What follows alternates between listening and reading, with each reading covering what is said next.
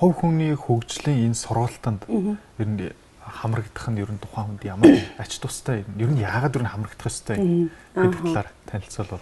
Одоо ингээд харахаар хувь хүний хөгжил гэдэг зүйлийг бид нэр 10 жилд ярьдаг юм байна. Хувь хүний хөгжил гэдэг зүйлийг их сургууль ер нь хааж ярихгүй. Одоо ингээд харахаар одоо сүүлийн үед айгүй гоё би одоо ингээд Монголд ирээд 3 жил болж байна. Ингээ харсан чинь намайг анх Монголоос явхад бол ийм юу ч мэддэггүй байсан шүү дээ. Ойлголтч байхгүй.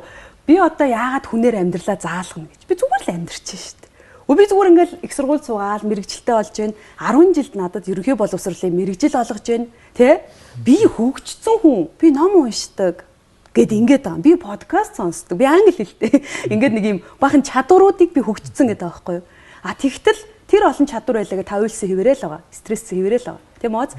Тэгэнгүүт хувь хүний хөгжлийн сургалтанд яагаад суух ёстой вэ гэвэл эднэрийг биднэрт бага наснд хинч хэлж өгөөгүй. Одоо чиний сайн тал чинь энэ юм биш үү? Миний хүүгийн муу тал нь иймэрхүү юм шүү. Чи энэ дээр ажиллавал эн чи ийм болно. Хүн гэдэг чинь нэг ийм байдаг шүү. Гэт ингээд дотоодоос нь хөглөх ажлыг их бага хийдэг юм байна гэж ойлгосон. Тэгээ одоо бол бид нар яаж ийна гэхээр яг ингээд амьдралын асуудал гарахад гэр бүл юм уу ойрынхоо хүмүүстэй очиж бүх зовлонгоо ярьж авралахгүй байдаг. Энэ бол төр зургийн л ангаалт нэг юм өвдөж байгаа бол өвчин амдах юм ууж байгаатай адилхан. Сургалтын суун гэдэг бол өөрөө урт хугацааны процесс. Урт хугацаанд өөрийгөө таниад бүр насан туршийн суралцах процесс байхгүй юм чи.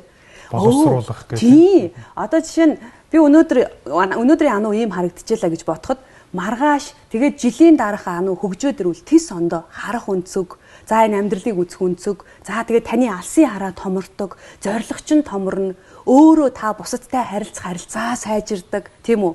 Бүх юм тодорхой болж эхэлдэг. Ядчил ингээд хүн ингээд өөрийгөө таниагүй байгаа үед бусдын тарихаар амьдрдаг шүү. Хатуу хэлэхэд.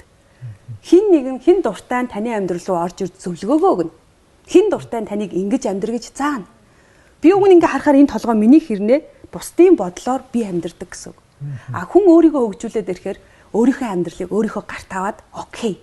Тэр бусдын юу гэх надад хамаагүй би өөрийнхөө амьдралаар ингээд явж гинэ гэд илүү гоё аз жаргалтай амьдрах боломж нь хувийн хөгжлийн сургалт байдаг.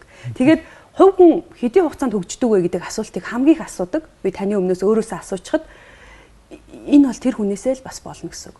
Одоо энэ сургалтанд ингээ нэг удаа суучлаа гэд хөгжөөл те нэг 30 40 жилийн амьдрал нь гинт өөрчлөгдөө тийм юм байдаггүй.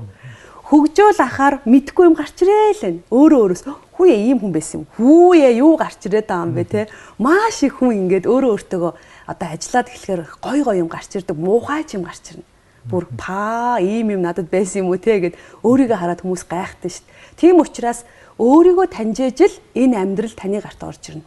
Тийм учраас эхлээл өөрөөсөө ажиллана. Тэгэхээр заавал сургалтанд суудаг гэсэн үг. Ном уншлаа гэдэг чинь хөгжсөн гэсэн үг биш. Сонсчлоо гэдэг чинь бас хөгжсөн гэсэн үг биш. Тэр номыг чинь уншаад, сураад, даалгавраа хийгээд, үйлдэл хийгээд аяндаа тэндээс чинь хүн суралцаад туршлага хөрөнгөлүүлдэг. Тэр туршлага нь явандаа дадлаг болдог, дадал болж. Энэ үеэс та хөгжиж эхэлдэг. Жинхнээсээ өөр юм болгодог гэсэн.